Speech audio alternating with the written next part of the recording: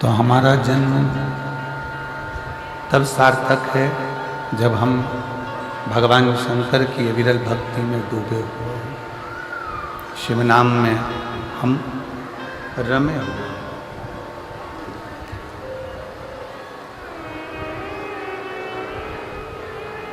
जन्म तो एक पशु पक्षी भी ले लेता है।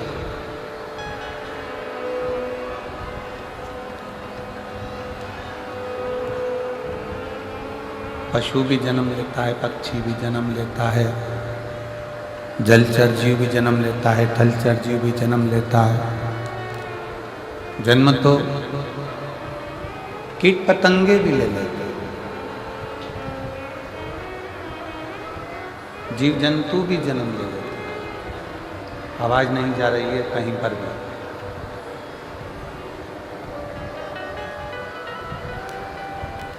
जीव जंतु भी जन्म ले लेते हैं, कीट पतंगे भी जन्म ले लेते हैं, पशु पक्षी भी जन्म ले लेते हैं, बच्चे उनके भी होते हैं। पेट वो अपना भी भर लेते हैं।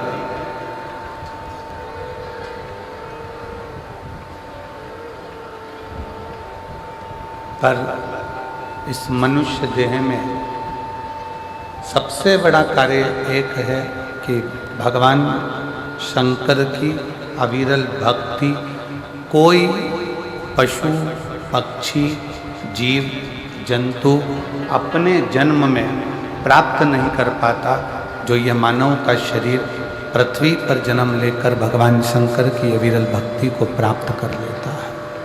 केवल एक मानव, केवल एक मनुष्य। आवाज क्लियर नहीं है बिल्कुल भी, शोर शोर सा आ रहा है पूरा।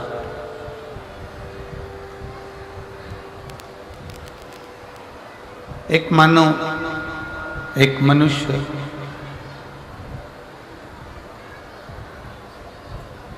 और बहुत सावधानी से इस बात का स्मरण करिएगा कि मानव शरीर भी मिल गया।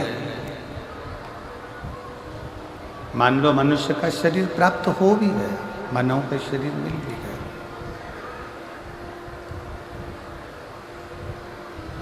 और उस शरीर को आपने पा भी लिया, और मानव शरीर पाने के बाद भी यदि आपका चित्त संसार में तो रमा, परिवार में भी रमा, कुटुंब में भी रमा, भगवान की भक्ति से दूर हो गया, तो फिर वो शरीर पाने का कोई मूलता नहीं।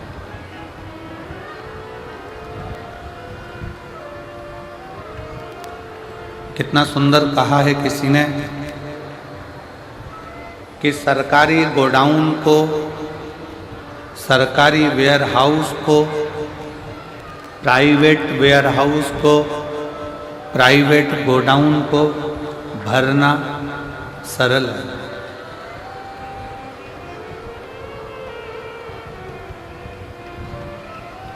वेयरहाउस को भरना सरल है, गोडाउन को भरना सरल है। एक वेयरहाउस को तृप्त करना सरल है, गोडाउन को तृप्त करना सरल है, पर संत कहते हैं, साधु कहते हैं, तपस्वी कहते हैं कि अपने मन को, इस चित्त को, इस आत्मा को, इस हृदय को तृप्त करना कठिन, बहुत कठिन।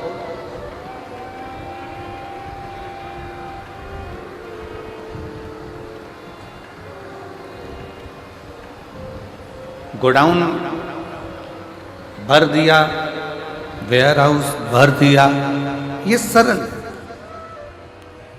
पर मन को भरना, चित्त को भरना, इस हृदय को तृप्त करना बहुत कठिन।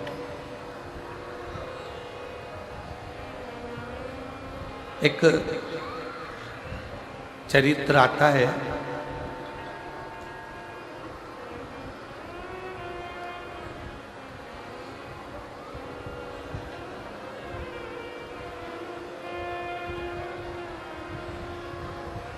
एक भिक्षुक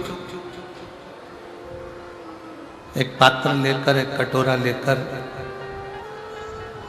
एक राजा के दरवाजे पर चले जाते हैं। राजा के द्वार पर जाते हैं, राजा के दरवाजे पर जाते हैं और भिक्षुक जब राजा के दरवाजे पर जाता है और राजा के द्वार पर जाकर वो भिक्षा मांगता है।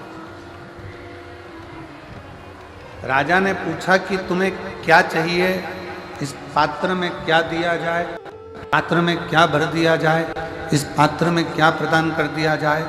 तब वो भिक्षुक कहता है कि मुझे तुमसे कोई बहुत सारा धन नहीं चाहिए, मुझे तुमसे बहुत सारी संपदा नहीं चाहिए, मुझे तुमसे कुछ वैभव नहीं चाहिए, मुझे तुमसे कुछ भी ज़्यादा नहीं चाहिए, केवल ये जो मेरा छोटा सा पात्र है,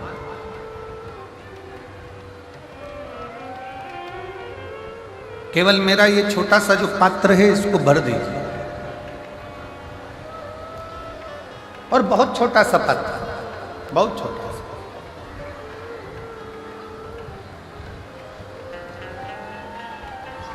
राजा ने कहा भिक्षुक से कि विचार करिए कि आप किसके पास आकर खड़े हुए।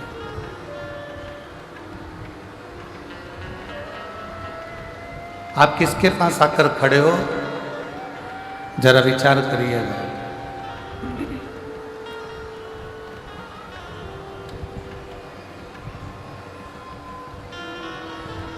एक राजा के दरवाजे पर भिक्षा मांगने के लिए खड़े हो, एक राजा के दरवाजे पर भिक्षा के लिए आए हो। आवाज क्लियर करिए, गला पकड़ रहा है तेजी से। एक राजा के दरवाजे पर भिक्षा मांगने के लिए आए हो, एक राजा के दरवाजे पर कुछ मांगने के लिए आए हो तो थोड़ा ज्यादा में मांग लीजिए।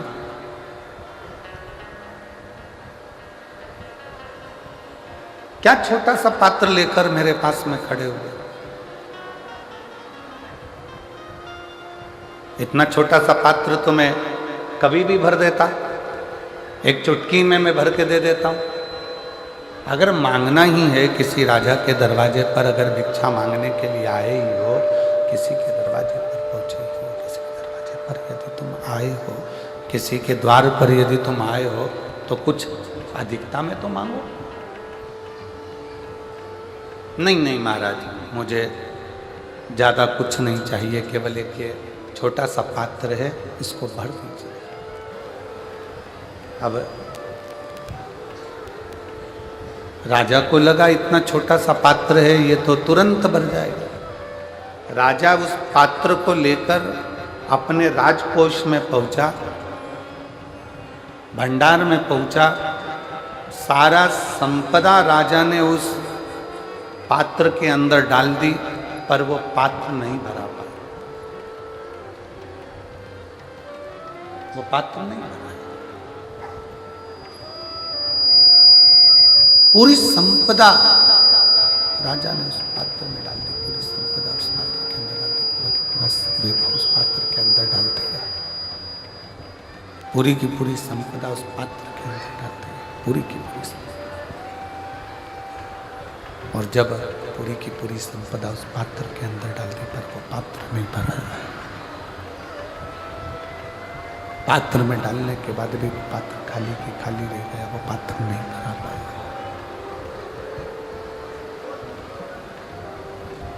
तब राजा ने पूछ लिया, हाथ जोड़कर राजा ने पूछा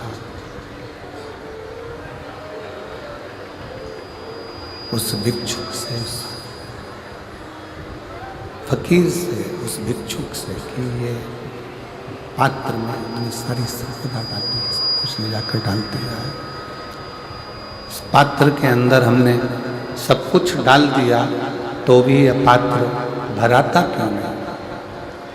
तब भिक्षुक ने, संत ने कहा कि यह पात्र कोई साधारण सा नहीं है, ये मनुष्य के सिर की खोपड़ी है, जिसमें कुछ भी भरते चले जाओ पर ये आखिरी में खाली की खाली ही रहती है। इस मन को और इस बुद्धि को भरने के लिए बहुत समय लगता है,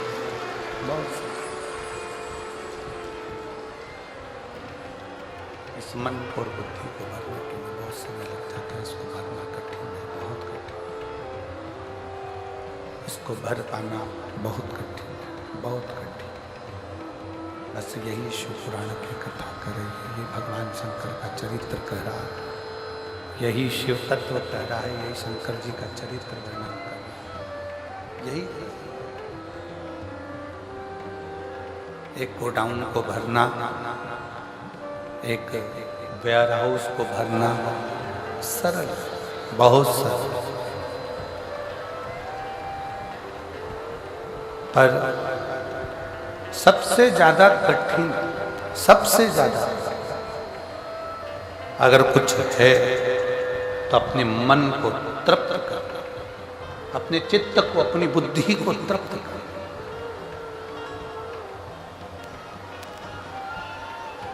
और दुनिया में वो तृप्ति कहीं प्राप्त नहीं हो सकती। वो तृप्ति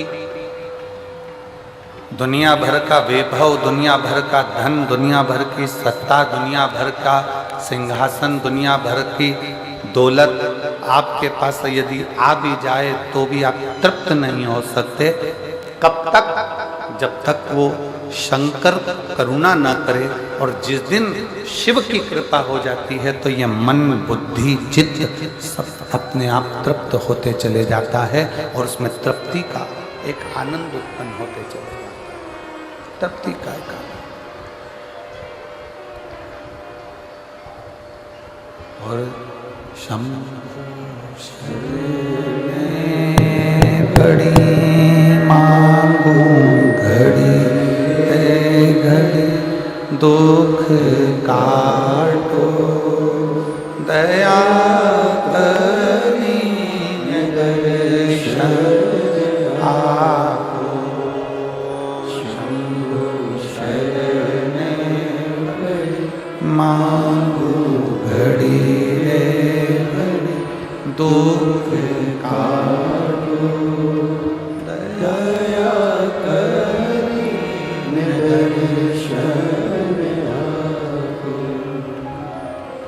जब तक शंकर करुणा न करे, जब तक कृपा न करे, जब तक तृप्ति प्राप्त नहीं हो सकती, तृप्ति मिल नहीं सकती, तृप्ति प्राप्त नहीं हो सकती। शिव की करुणा, शंकर की दया, शंकर की उदारता, शंकर की कृपा, शंकर की दया, ये हमको तृप्त कर सकती है। शिव कथा कर रही है, भगवान शंकर का संवाद कर रहा है, शिव महापुराण की कथा वर्णन कर रही है, भगवान शंकर का चरित्र कर रहा है। बहुत तेज पानी गिरे,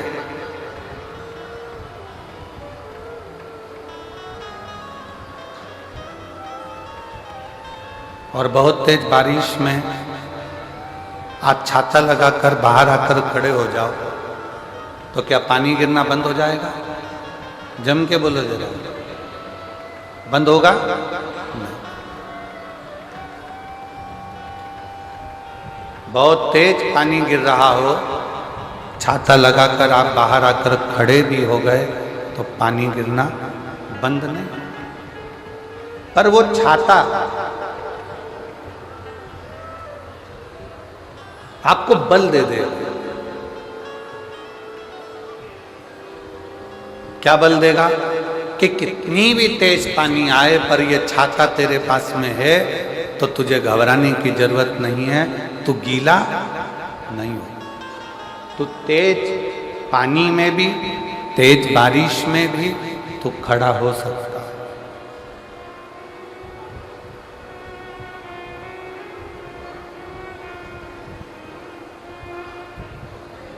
कितना भी तेज पानी गिर रहा है,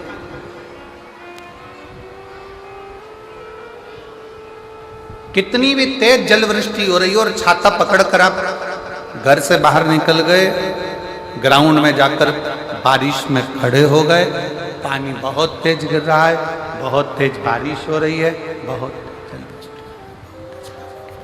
तेज जलवृष्टि हो रही है, बहुत तेज पानी गिर रहा है, बहुत तेज जलवृष्टि हो रही है, और उस छाते को पकड़कर आप खड़े हैं तो वो आपको बल दे। क्या बल दे रहा है? कि चिंता मत कर, तेरे हाथ में अगर छाता है तो पानी कितना भी गिरे मैं तुझे गीला नहीं होने दूंगा। उस छाते को पकड़कर तुम्हें बल की प्राप्ति होती है।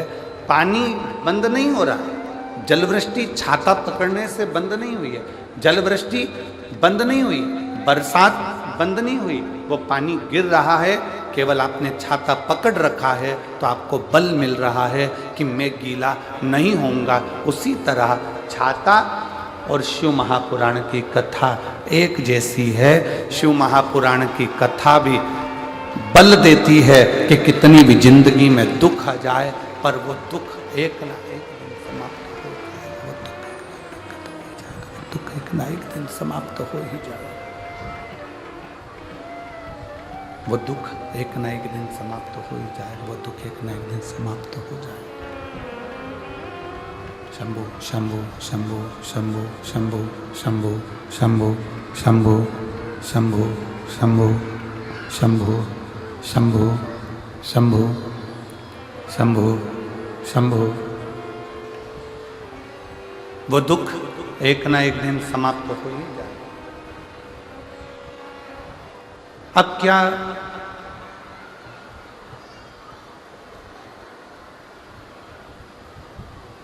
कई लोग सोचें कि शिव महापुराण की कथा हम श्रवण करेंगे तो हमारी जिंदगी में दुख नहीं आएगा। बहुत सावधान होकर कथा का स्मरण करिएगा। अभी हम जब आ रहे थे तो हमने देखा कि बहुत दूर से लोग पैदल चल चलकर, बुजुर्ग माताएं, बुजुर्ग व्यक्ति, बच्चे चले आए पैदल पैदल पैदल पैदल। पार्किंग थोड़ी दूर हो गई। अभी हमने आते आते माननीय एसपी महोदय जी से कहा कि प्रयास करो कि जो पहले नंबर की पार्किंग है वो बहुत दूर है, थोड़ा नज़दीक में छोड़ें जिससे ये बुजुर्ग महिलाओं को और पुरुषों को दिक्कत नहीं।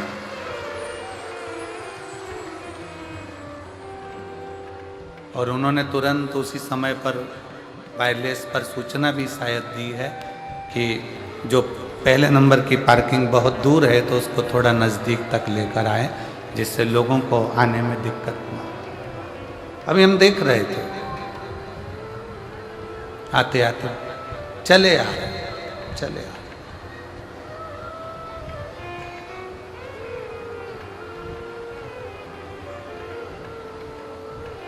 कोई तुमसे कह दे कि शिव पुराण की कथा सुनोगे तो तुम्हारी जिंदगी में दुख नहीं आएगा तो समझ लेना कि पक्का झूठ बोल।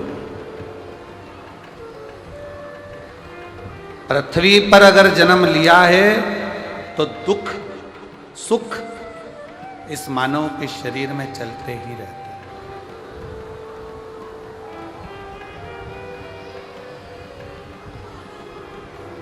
दुख सुख मानव की देह में चलते हैं। स्वयं गुरु नानक देव जी से बाले ने पूछ लिया था, हमारा जन्म होता है, बाले पूछता है गुरु नानक देव जी से कि जन्म के समय पर बच्चा क्यों रोता, किस लिए? गुरु नानक देव जी से पूछा कि जन्म के समय पर बच्चा क्यों रोता है?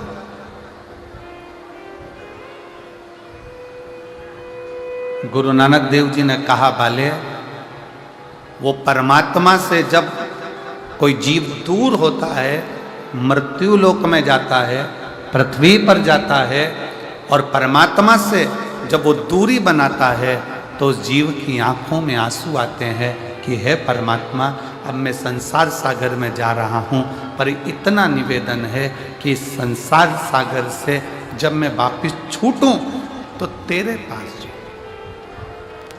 छूटने के। कोई तुमसे कह दे कि हमारी कथा में आकर बैठ जाओ, तुम्हारे को दुख नहीं आने दूंगा। कोई तुमसे कह दे कि मेरे पास आकर बैठ जाओ, मैं तुम्हें तकलीफ नहीं आने दूंगा, तुम मेरे पास आ जाओ, मैं तुम्हें दुखी नहीं होने दूंगा, समझ लेना पक्का झूठ बोल रहा है। शिव महापुराण की कथा कहती है कि संसार में अगर जन्म लिया है तो दुख और सुख, इन दोनों का सामना तो करना ही पड़ेगा। और राम जी का पृथ्वी पर जन्म हुआ तो राम जी ने सामना करा, भगवान कृष्ण का जन्म हुआ तो भगवान कृष्ण ने सामना किया। रामकृष्ण परमहंस जी पृथ्वी पर जन्मे, माँ जगज्जननी जगदम्बा से उनकी बात होती थी तो भी उन्होंने दुख का सामना करा। संत तुकाराम, संत नामदेव जी, मीराबाई, कर्माबाई, जितने राष्ट्र के संत हुए, अगर मृत्यु लोक पर जन्म लिए हैं तो दुख सुख का सामना तो करना पड़ा। ध्रुव जी महाराज, प्रहलाद जी महाराज, ऐसे कितने कितने जो मृत्यु लोक पर जन्म लेकर दुख और सुख के सामना करते हैं। दुख सुख का सामना तो करना पड़ता।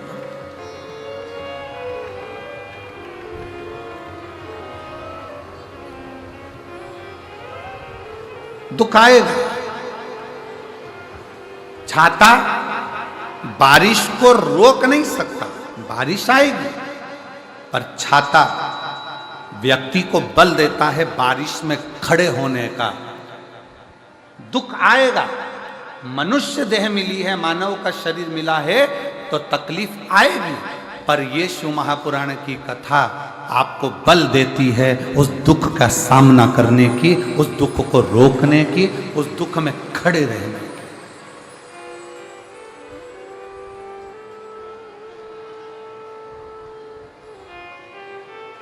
आएगा जरूर।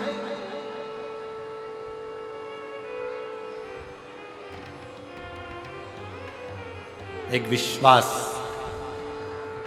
एक भरोसा, एक दृढ़ता, और आपकी भगवान की भक्ति, आपका भजन, आपका स्मरण, उस दुख आ भी रहा है तो आपकी चित्त वृत्ति में नहीं बैठ पाए, नहीं।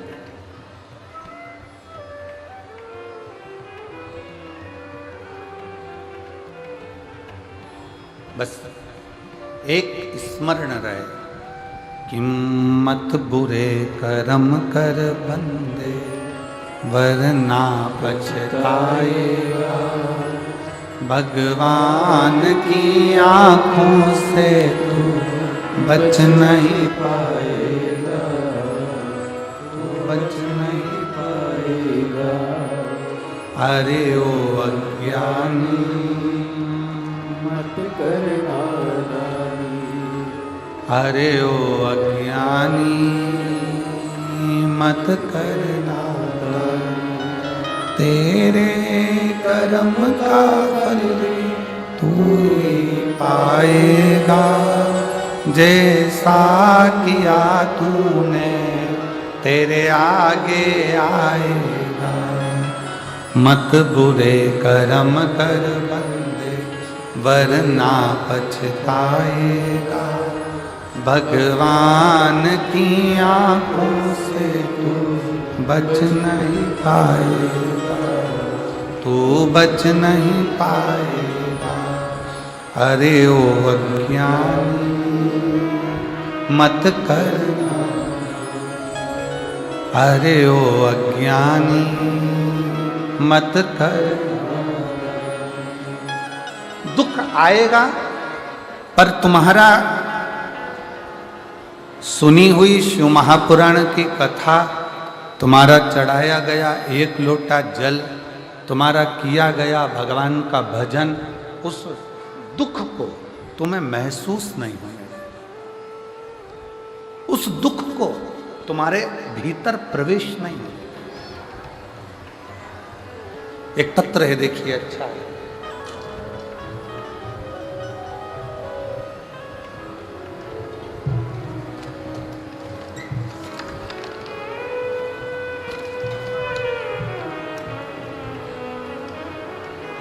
धर्म साहू, नगर पंचायत कोतबा, तहसील पत्थल गांव, जिला जसपुर के रहने वाले हैं। कहीं बैठे हों तो हाथ हिला सकते हैं, अगर कहीं बैठे हों तो हाथ हिला सकते हैं। धर्म साहू, नगर पंचायत कोतबा, तहसील पत्थल गांव, जिला जसपुर। आए हैं? आ जाइए, आ जाओ, आ जाओ, एक बेलपत्र लेकर आ जाइए।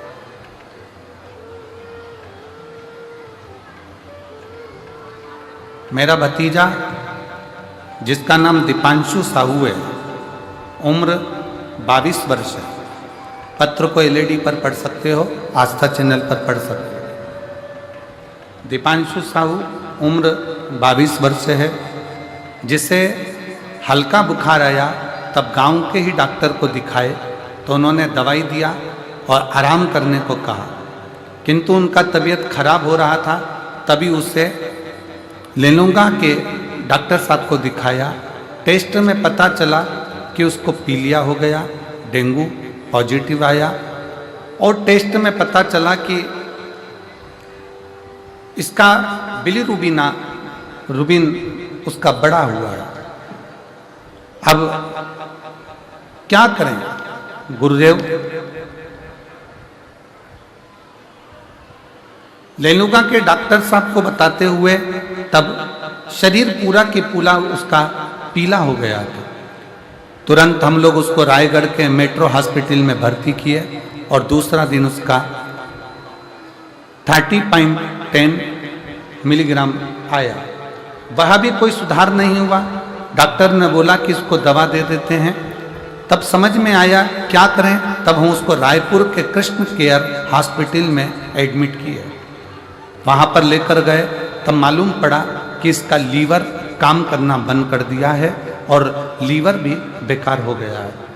डॉक्टर ने उसको आईसीयू में डाल दिया और लीवर की व्यवस्था के लिए कह दिया। डॉक्टर ने कहा कि इसका लीवर बदलना पड़ेगा। हम लोग लीवर की व्यवस्था में लग गए और खूब आंखों में आंसू भरकर रोते रहे। डॉक्टरों के कहने पर लीवर ढूंढते रहे। तभी हमको एक लीवर का डोनर मिल गया और लीवर का डोनर मिला, जो तुरंत बुलाने पर आहा कि तुम चिंता मत करो, मैं अपना लीवर इस बच्चे को देने को तैयार हूँ। डॉक्टर साहब ने ऑपरेशन की तैयारी कर ली। तभी डॉक्टर ने कहा कि इसका खर्चा लगभग 25 लाख रुपए होगा और 25 लाख का खर्चा होगा। तब हमारे समझ में नहीं आया कि अब करें तो करें क्या।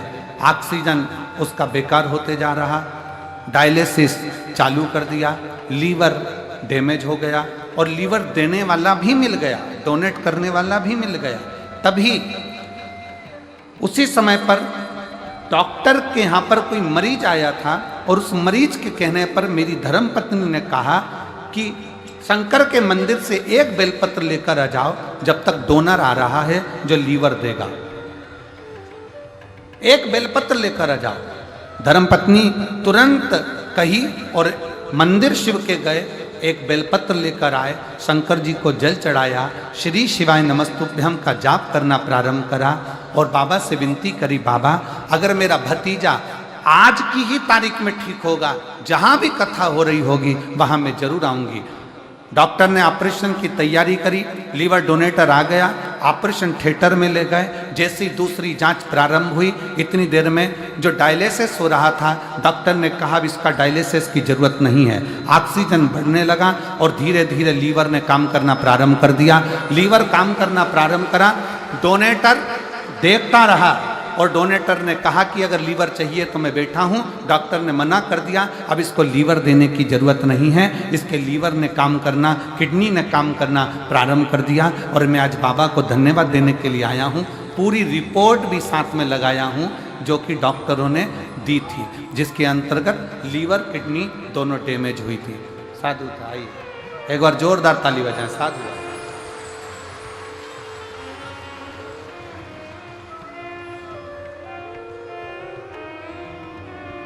पत्र बहुत बड़ा है पर उन्होंने लिख दिया है।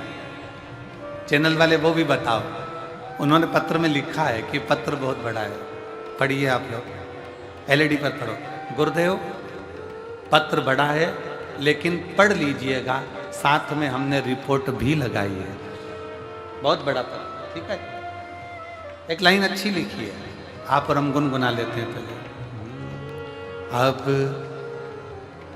एलईडी पर पढ़िए, पहले तुम लोग गाना चालू करो उस लाइन को, दिख रही है? चलो। अब दया करो है मस्त रहूं तेरी मेरे सिर पर रख दो अपना मस्त रहूं तेरी मस्ती में, दया करो हे भोलेनाथ, मस्त रहूं तेरी मस्ती में। आप ही का पुत्र है जो 22 वर्ष का है, जिसका लीवर किडनी सब डैमेज हो गया था और शिव कृपा से पुनः काम करना प्रारंभ करा। एक बार जोरदार ताली बजाएं।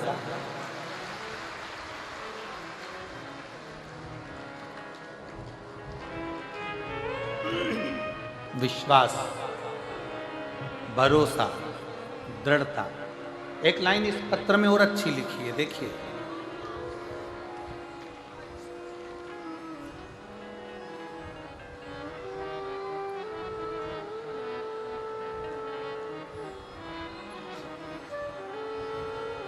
जैसे ही बच्चे को आराम लगा, आपकी कथा नवा रायपुर गनौद में चल रही थी। नवा रायपुर गनौद में कथा चल रही थी। तब जाकर हमने पंडाल में बैठकर बाबा से प्रार्थना करी थी कि बाबा इसको अच्छा कर दो। आज फिर निवेदन करूंगा, दुनिया की दृष्टि में ये केवल शिव महापुराण का पंडाल है।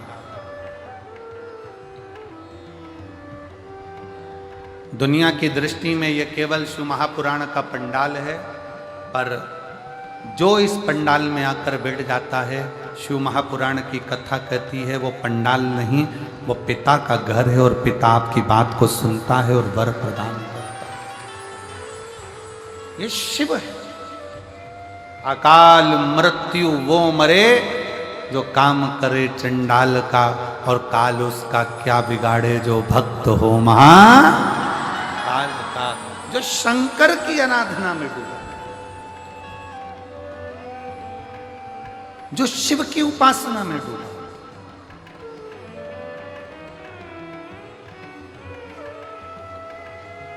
ऐसा नहीं कि दुख नहीं आएगा,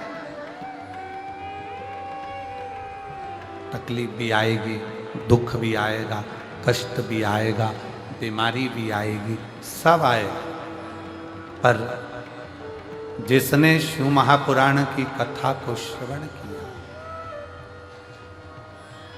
जिसने मेरे शंकर भगवान को एक लोटा जल समर्पित किया, जिसने भगवान शिव की आराधना की है, तो ये निश्चित है दुख तब आकर चला जाएगा, मालूम भी नहीं पड़ पाएगा और अपना जीवन सार्थक होता चले जाएगा।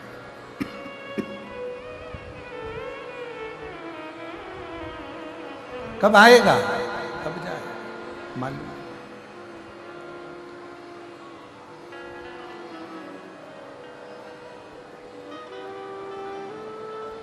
छाता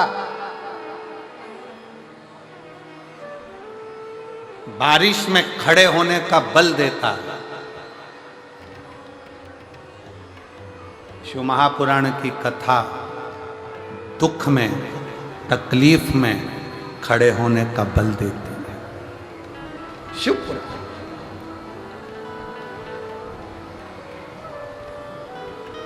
बहुत दुख है, बहुत तकलीफ है, बहुत कष्ट है,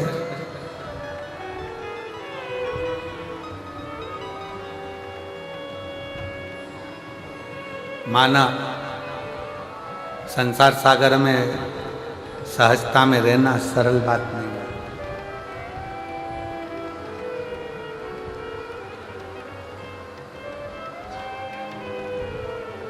कई लोग कहते हैं गुरुजी आज के जमाने में दया करो तो दुख प्राप्त होता है, दया ही दुख का कारण है।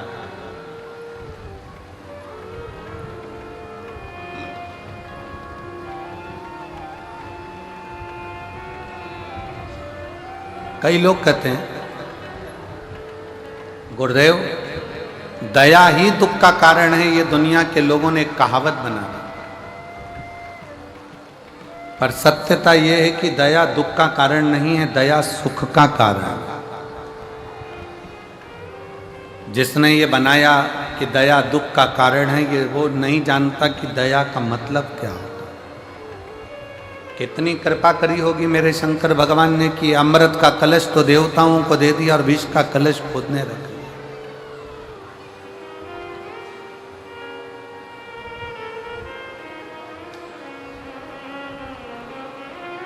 विष स्वयं के पास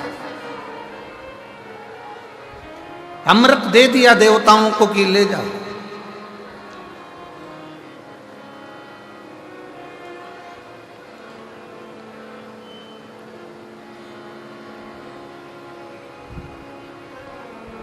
पार्वती जी ने कहा भी, माँ जगत जननी जगदम्बा माता पार्वती जी ने बोला भी कि ये आपके पास में विष का पात्र आया है, विष का कटोरा आया है, आपके पास में विष का कलश आया है और आप विष अपने पास में रहकर ये सारे देवताओं पर दया बरसा रहे हो, दया कर रहे हो और ये सारे देवताओं को आप दया कर कर अमृत दे दिए। ये विष पियोगे तो प्राण छूट जाएंगे।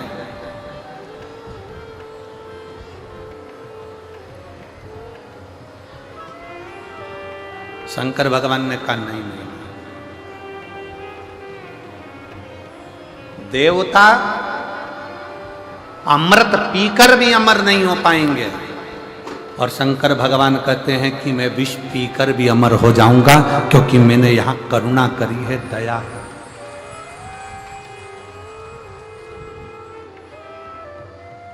मैंने यहां करुणा करी है, दया करी है। देवता अमृत पीकर भी, अमृत पीने के बाद भी अमर नहीं हो पाते और मैं विष पीकर भी अमर होता हूं। ऐसे संसार सागर में कई लोग हैं, कई ऐसे भी हैं जिनका बहुत वर्चस्व है, खूब नाम है, खूब सत्ता है, खूब वैभव है, खूब प्रतिष्ठा है, खूब आनंद है, चारों तरफ सुख ही सुख है। और एक व्यक्ति वो है जिसको दुनिया के लोग गाली देते हैं, अपशब्द कहते हैं, ताना देते हैं, आड़ा टेढ़ा कहते हैं, बहुत ठोकर लगाते हैं, बहुत ठोकर।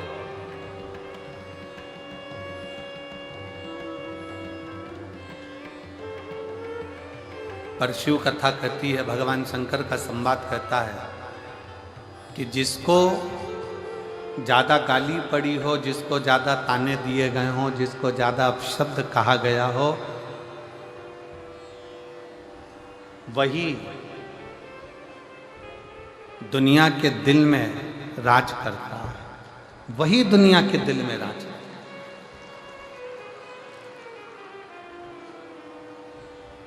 अब आप लोग जरा अंदाजा लगाइएगा, उस जब जब सोशल मीडिया को देखोगे, जब जब यूट्यूब पे घूमोगे, जब जब आप इंस्टाग्राम पर जाओगे, जब जब आप फेसबुक पर जाओगे, जब जब आप व्हाट्सएप पर जाओगे, आप सोशल मीडिया को छानोगे तो दिन भर 24 घंटे लोग वो मोदी जी को गाली देते हुए मिलेंगे। मोदी जी ने ये कर दिया, मोदी जी ने वो कर दिया, मोदी जी ने ये कर दिया, मोदी जी ने वो कर दिया, 24 घंटे। पर अगर आज संपूर्ण भारत की भूमि पर, पूरा संपूर्ण भारत की भूमि अगर आज भगवामय नजर आ रही है तो ये उन्हीं की देन है जिसने किसी ना किसी रूप में सनातन धर्म को मजबूत किया। बोल बम का नारा है, बोल बम का नारा है, सारी समस्या का हल।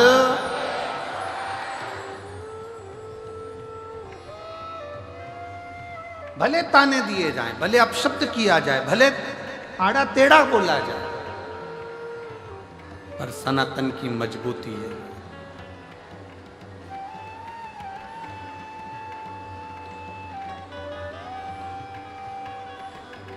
और मजबूत होना चाहिए।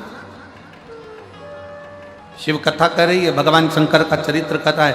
माता पार्वती जी स्वयं भगवान शंकर से कर रही है, तुम दया करते हो और दुख पाते हो। भगवान शंकर कहते हैं दया मैंने कर दी, थोड़ा सा दुख जीवन में अगर आ भी गया तो मुझे स्वीकार है, पर इतना वचन जरूर देता हूं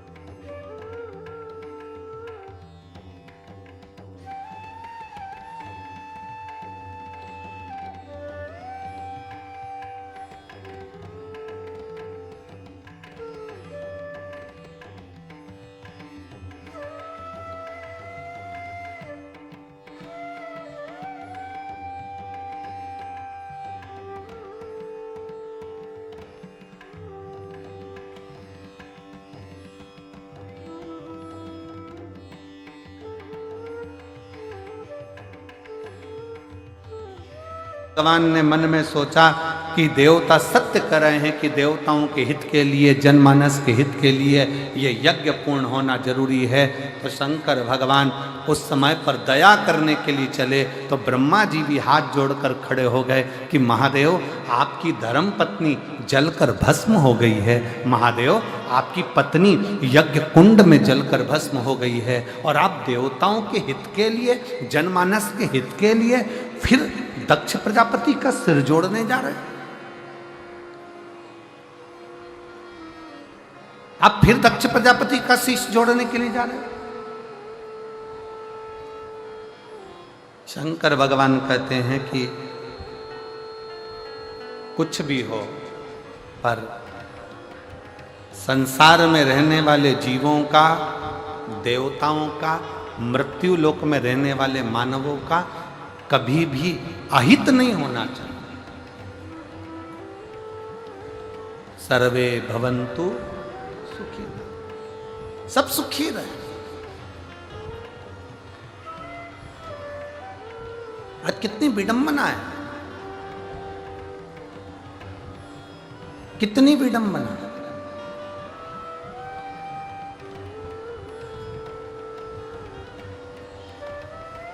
हमारा सनातन धर्म,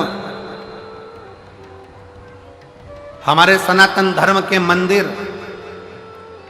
हमारे सनातन धर्म के देवालय, हमारे सनातन धर्म के शिवालय, हमारे सनातन धर्म के तीर्थ, हमारे सनातन धर्म के मंदिर, हमारे सनातन धर्म की पाठशाला, हमारे सनातन धर्म की गौशाला, हमारे सनातन धर्म की जहाँ जहाँ पर नींव रखी हुई है, वहाँ पर छोटे से छोटे बच्चे से लेकर बड़े से बड़े बुजुर्ग तक को जोड़ना सिखाती है कि बेटा इसको जोड़ना, किसी को तोड़ना नहीं, सबको लेकर चलो, सबको जोड़कर चलो, सबको जोड़कर चलो, सबको अपना बनाकर चलो, सबको संजो कर चलो। और सनातन धर्म से जो भिन्न है,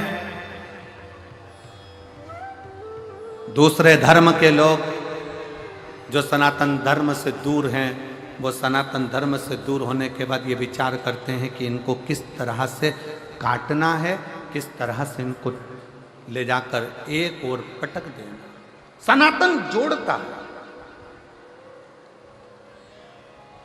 शिव जोड़ने का काम करते हैं, भगवान शंकर जोड़ने का काम करते हैं। शिव जी ने करा क्या? शंकर भगवान से कहा कि तुम्हारी धर्म पत्नी जलकर राख हो गई, तुम्हारी धर्म पत्नी जल गई, सती स्वाहा हो गई, सती का शरीर जल गया, भस्म हो गई, और तुम दक्ष प्रजापति के सिर को लगाने की बात कर रहे हो।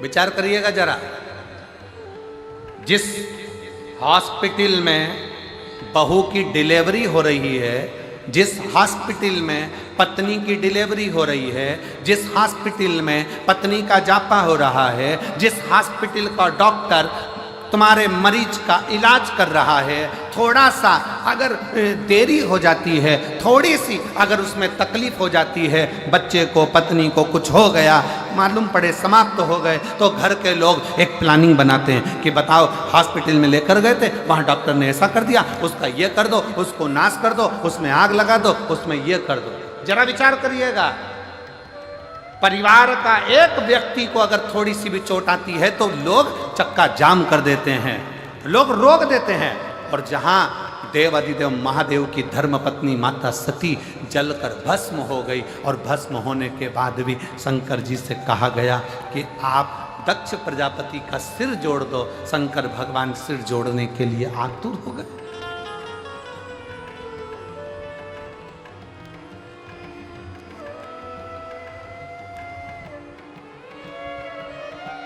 भगवान देवाधिदेव महादेव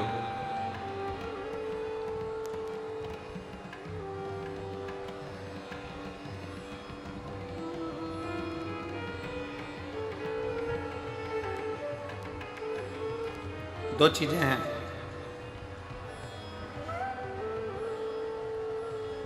सृष्टि में प्रेम होना चाहिए कि दृष्टि में प्रेम होना चाहिए? जरा उत्तर दे जसपुर वालों, सावधानी से उत्तर दीजिएगा। सृष्टि में प्रेम होना चाहिए कि दृष्टि में प्रेम होना चाहिए?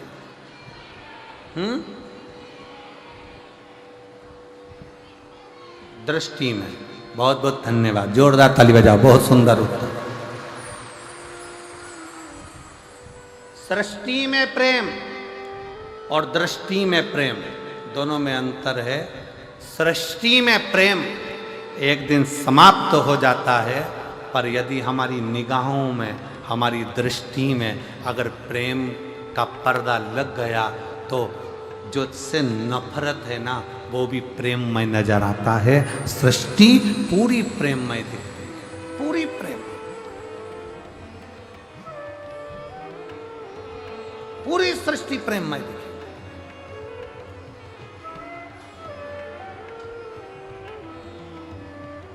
और रचा है सृष्टि को जिस प्रभु ने, वही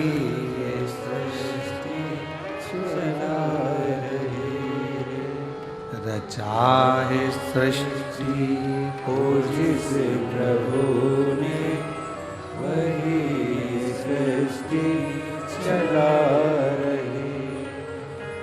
जो पेड़ हमने लगाया पहले, जो पेड़ हमने लगाया पहले, उसी का फल अब हम पा रहे हैं।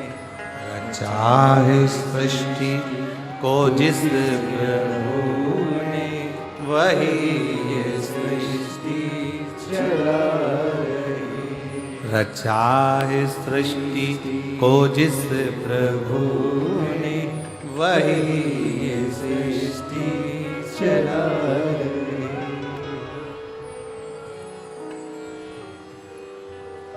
ये संपूर्ण सृष्टि, शंकर भगवान कहते हैं कि अपनी दृष्टि में प्रेम रखिए, सब पूरा संसार, पूरी सृष्टि आपको प्रेम में नजर आने लगे, पूरी सृष्टि।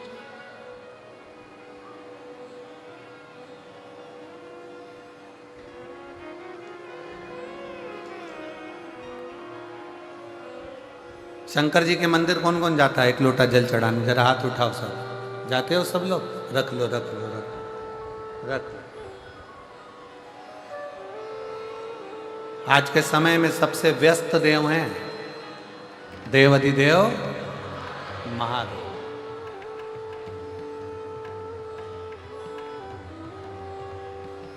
शंकर जी को आज के समय में 1 मिनट की भी फुर्सत नहीं है, 1 मिनट की भी।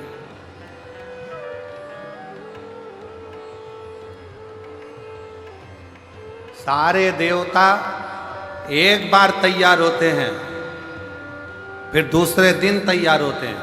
शंकर भगवान हर 2 मिनट में तैयार होते हैं, हर 2 मिनट में। कोई आया, एक लोटा जल चढ़ाया, हर हर महादेव, नीला धुला के, भगवान का स्नान करा के, त्रिपुंड लगा के, माला धरा के, बेलपत्री चढ़ा के, वो गई। इतनी देर में दूसरी आ गई, सिर पे पल्लू लगकर, हर हर। उसने भी नीला धुला के, त्रिपुंड लगाया, पत्ती चढ़ाई, श्रृंगार करा। इतनी देर में तीसरी आ गई, शंभो सर। और मंदिर में उसने झाड़ू लगाई, पोछा लगाया। झाड़ू पोछा लगाने के बाद बैठ गई बाल्टी भर के, शंकर जी को फिर उंडेल दिया, उंडेल कर फिर श्रृंगार कर दिया, श्रृंगार करके फिर वो गई। इतने में तीसरी आ गई, जूड़ा बांध के। फिर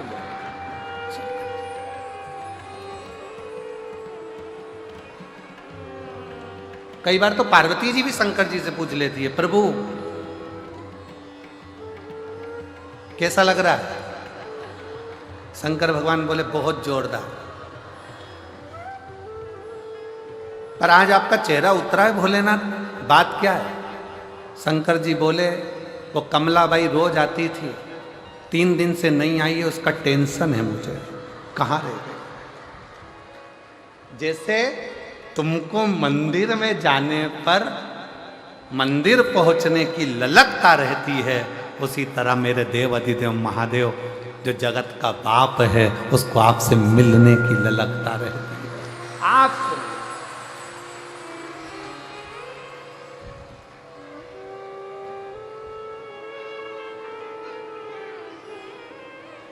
वो आपसे मिलना चाहता।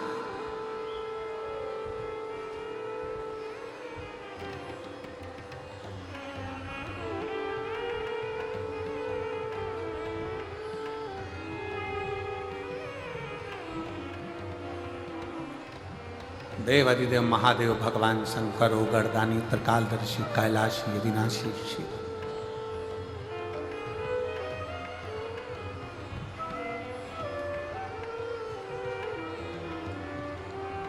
भगवान शंकर, भगवान शिव,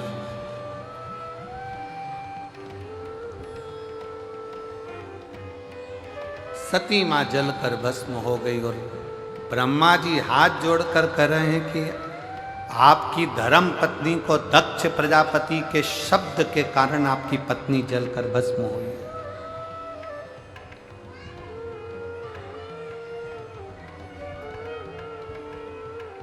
दक्ष प्रजापति के ऐसे शब्द पड़े कि आपकी पत्नी जलकर भस्म हुई और आप वो दक्ष प्रजापति का सिर जोड़ने के लिए जा रहे हो।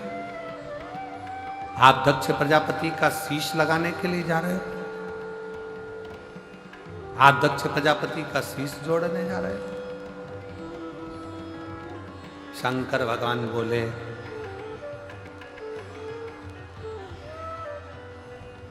व्यक्ति को अपना कर्म करना नहीं छोड़ना चाहिए। एक निवेदन मेरी जीजियों से है, जितनी मेरी जीजियां शिव महापुराण की कथा इस जसपुर मायाली गांव मदेश्वर बाबा के चरणों में बैठकर सुन रही हैं और जितनी मेरी जीजियां टीवी पर, मोबाइल पर, व्हाट्सएप पर, गूगल पर, फेसबुक पर, यूट्यूब पर कथा सुन रहे हैं, उनसे भी कहें, सास अगर गाली देती है तो क्या तुम दवाई देना बंद कर दोगे क्या? जम के बोलो जरा।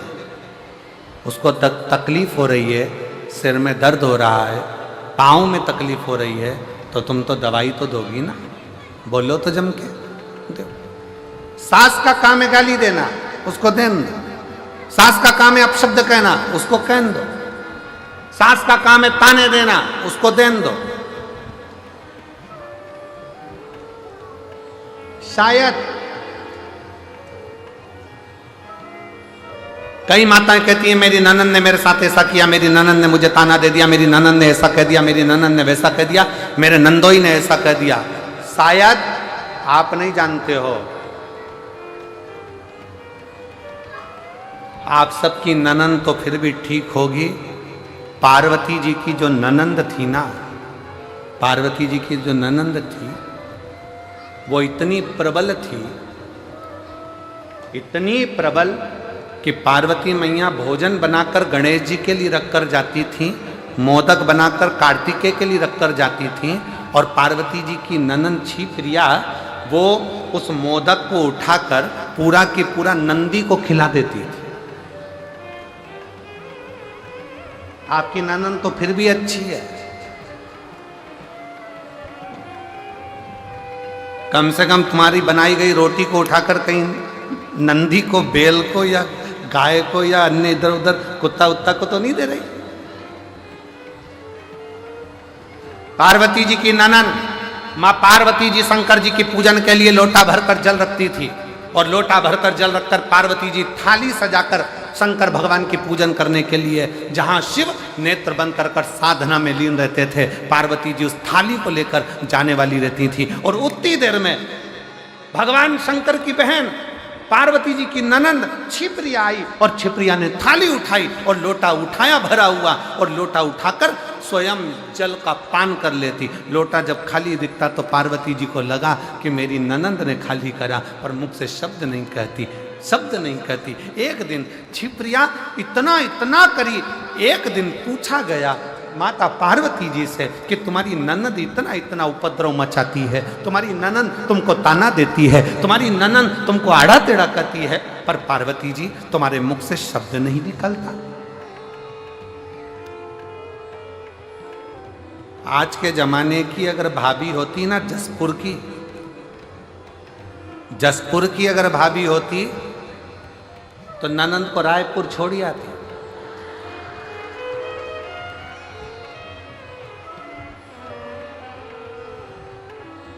और दूसरी बार फोन भी नहीं लगाती कि तुम रक्षाबंधन पर आओ। अगर ऐसी ननंद होती तो वो सीधे ले जाकर पहले रायपुर छोड़ती कि चलो यहां से। पार्वती जी से पूछा, तुम्हारी ननंद इतनी तीव्र, तुम्हारी ननंद ऐसा कार्य करती है और तुम ननंद से इतना प्रेम क्यों रखती हो? माता पार्वती जी ने कहा, मुझे याद है, मुझे याद है जब दूषण नाम का राक्षस उपद्रव मचाया, ब्राह्मण के बच्चों का रक्त निचोड़ कर दूषण नाम के राक्षस ने पीना प्रारंभ करा। और दूषण नाम का राक्षस जब रक्त को पीना प्रारंभ करा, तब सारे ब्राह्मणों ने और देवताओं ने शंकर की आराधना करी, भोले बाबा इस दूषण को मार दो, इस दूषण नाम के राक्षस का, असुर का संहार कर दो। तब शिव जी ने कहा कि मैं दूषण को मार तो दूंगा, मना नहीं है, पर दूषण को एक वर है। दूषण का संहार मैं त्रिशूल उठाकर कर दूंगा, दूषण को मैं मार दूंगा, पर दूषण को एक वर है। क्या वर है दूषण को? कि दूषण को यह वर है कि दूषण का रक्त जहां पर गिरेगा उससे दूसरा दूषण उत्पन्न हो जाएगा। ऐसे 84 बार दूषण जन्म ले सकता, 84 बार दूषण जन्म ले सकता। तो बाबा भोलेनाथ, क्या आप उस दूषण को नहीं मार सकते? शंकर जी कहते हैं, मैं दूषण को मार दूंगा, पर निवेदन है कि सारे देवता मिलकर और सारे ब्राह्मण मिलकर मेरी बहन के पास जाएं, क्षिप्रिया के पास जाएं और क्षिप्रिया से जाकर कहें कि क्षिप्रिया तुम एक काम करना, जैसे ही दूषण का रक्त गिरेगा ना, तुम पानी का रूप ले लेना, जल का रूप ले लेना, और दूषण का जैसे ही रक्त गिरे उस पर पानी फेर देना, तो दूषण का दूसरा दूषण पैदा ही नहीं होगा और दूषण मर जाएगा। क्षिप्रिया ने कह दिया, ठीक है, कह दो शंकर जी से, भोले बाबा से कह दो दूषण नाम के राक्षस का संहार करें।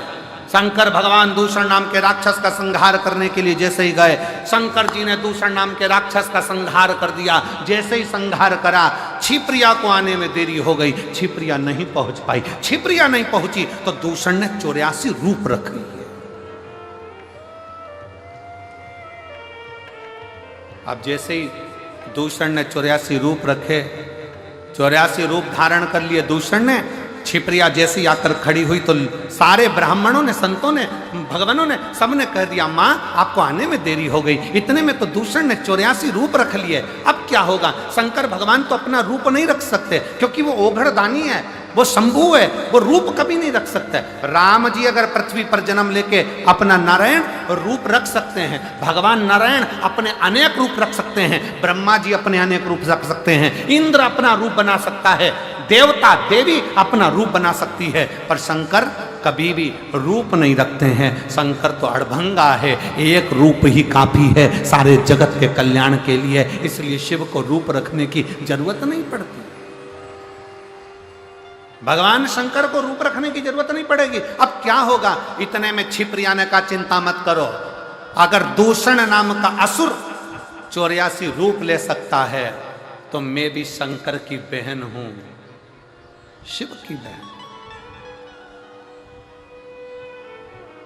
इतना बल मुझ में है कि मैं शंकर के 84 रूप विभाजित कर सकता हूं, पर शिव तो रूप रख नहीं सकते। क्षिप्रिया कहती है, मैं रखूंगी शंकर के 84 रूपों को, मैं शंकर भगवान के 84 रूप धारण करवाऊंगी। और मां क्षिप्रिया ने अपने जल का वेग इतना तेज करा कि शंकर भगवान के 84 रूप हो गए, और 84 रूप धारण कर कर, दूषण 84 थे, उन 84 दूषण को शंकर भगवान काल अधिपति महाकाल ने 84 रूप धारण कर कर संहार कर दिया। माँ क्षिप्रिया ने हाथ जोड़कर निवेदन कर दिया, भैया अब इस महाकाल वन में इस महाकाल की भूमि में, इस अवंती का प्रदेश में, हे मेरे भैया आप इन्हीं 84 रूप में विराजमान रहना और मेरे काल अधिपति 84 महादेव के रूप में अवंती का पुरी में विराजमान।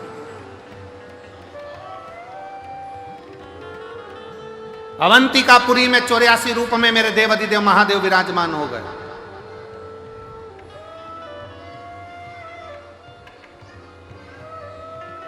आप में से कितने लोग हैं जिन्होंने 84 महादेव करे हों उज्जैन जाकर? आपने करे हैं? वाह, आपने भी करे, धन्यवाद, बहुत बहुत साधुवाद, करना चाहिए।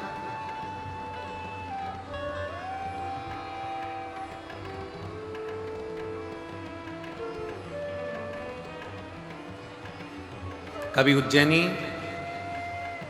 अवंतिका प्रदेश में जावे, महाकाल वन में जावे, तो एक बार 84 महादेव मेरे महाकाल बाबा के जो 84 रूप है उसका दर्शन अवश्य करें, अवश्य।